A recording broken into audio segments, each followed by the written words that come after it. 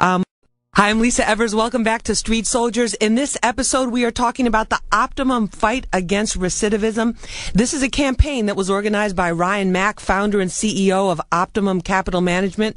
You've heard him here on Street Soldiers before, helping us understand how we can get control of our money, not get into debt, and make wise financial choices. Well, he's taken that whole concept, and as part of a volunteer program that he's doing himself, donating his time, he's gone out to prisons, he's gone out to community centers, he's gone out to juvenile detention facilities and trying to help young people and adults create better lives, healthier lives, more positive lives, and not fall back into ways that have gotten them into trouble in the past. So we have with us Ryan Mack is here.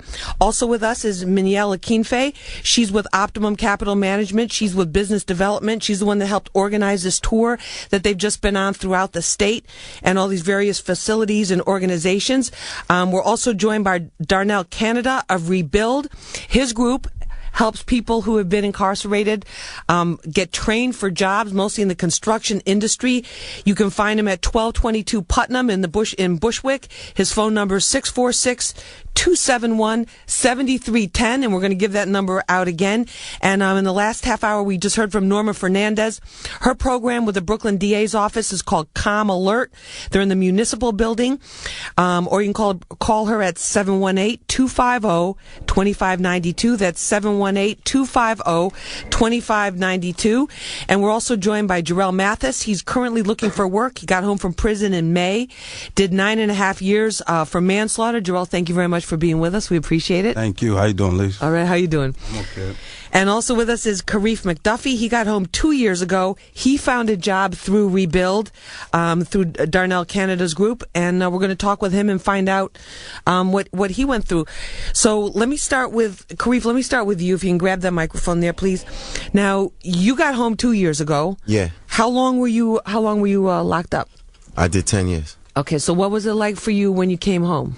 A lot of doors were slammed in my face based on my crime and past history. It was prejudged about everything I'd done. And you figure when you come home that you paid your debt to society, but it doesn't stop there. It seemed like they constantly want you to constantly keep paying. So, I mean, through the good thing, I tried to I did do the right thing. I went through all these places. Some of these places were, they will get you a job, but not something you could sustain for. Minimum wage is not something that somebody who come home to nothing could live off of, or is not enough to get somebody. As I talk to the brothers in the street and let them know that a $7.15 can't get nobody off the street. If you want somebody to stop doing what they're doing on the street, you have to give them a way to feed their family. And at $7.15, like some of these programs that they just paper programs. That's what we call it. They're not putting out nothing that's really productive for the people. And it's not really making you giving you a sustainable living. Exactly. Nothing. So I've been to some of these places that have been given out by the DA's office and other places, and for real, they just, like I said, they just paper programs. And it was only there's two places I've been to, and the people at Rebuild and the people at the Fifth Avenue Committee was helpful, but nobody was as hands-on and as serious as to getting something that you could feed your family of and give you a reason not to go back to jail or back to what you know best. You know, a lot of us come home, and this is what we know best. I never worked in my life. When did you first get into trouble? How old were you? Well, caught or started trouble? No, like on the streets. I've been hustling since 13. Since 13. Yeah. And then what would the last thing that you did time for? What was that? What crime was that? Conspiracy to distribute heroin and crack cocaine. I was a victim of the 100-to-1 law. The federal 100-to-1 law. So when you come out, you go to Darnell Canada's program Rebuild on 1222 Putnam Avenue in Bushwick. You go there and you find out these other programs are not working. You know how to hustle. You did that. So what worked with him? You know, what worked with his program that didn't work with the others? And what changes did you have to make in yourself? Well, the first thing was just hearing the people speak, to be around so many people that could relate to your situation.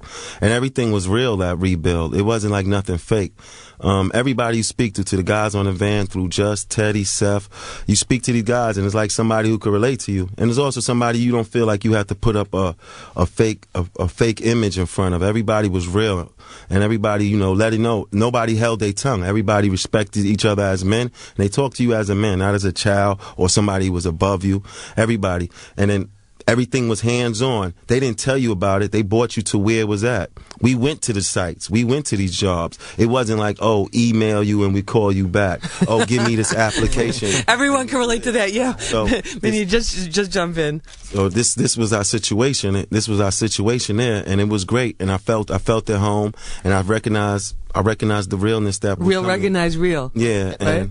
And I think we I'm sorry, go ahead. One of the things a couple of things that you said about the programs that work for you, that people talk to you at your level. They didn't talk down on you. They didn't make you feel inferior. And two of the facilities that we went in, both groups, one all women's in Bayview and another one that was in Oatsville, they both said, we love the way you came in and talked to our people. You talked to them at their level. You weren't talking down at them, and they loved us there. They loved us there. What you mean by at your level, though? That's you confused me there. At the level, I'm speaking straight at you. I'm not looking at you down. I'm not. Maybe you mean with respect. Talk to them with the same respect you would give to anybody else. That I would speak to. I think that's what she means. I would talk to you. I'm gonna clean that up for you, okay? As the host. Well, I'm just reciting exactly what the people said, but talk to you with the same respect I would talk to anyone, and that's really important, and that's key for our listeners. We got to think about the community. That's how you need to talk to these people when they're coming home. Definitely, that goes a long way. And treat him as a human being and as an adult and as a man. What kind of adjustment, though?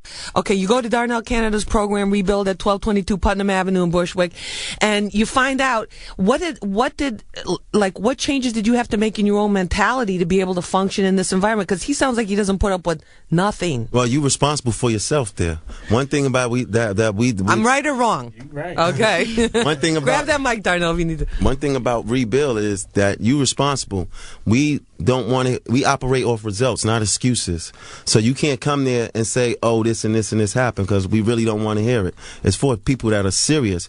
We not looking for job for people that don't want it. We looking for job for people that do want it. So you got to get up. That's why we have a 2-week rule. When you get on that van, you got to sit on that van for 2 weeks. So if you could get your butt up at 6:30 in the morning and sit on that van for 2 weeks, then we know you're going to come to work.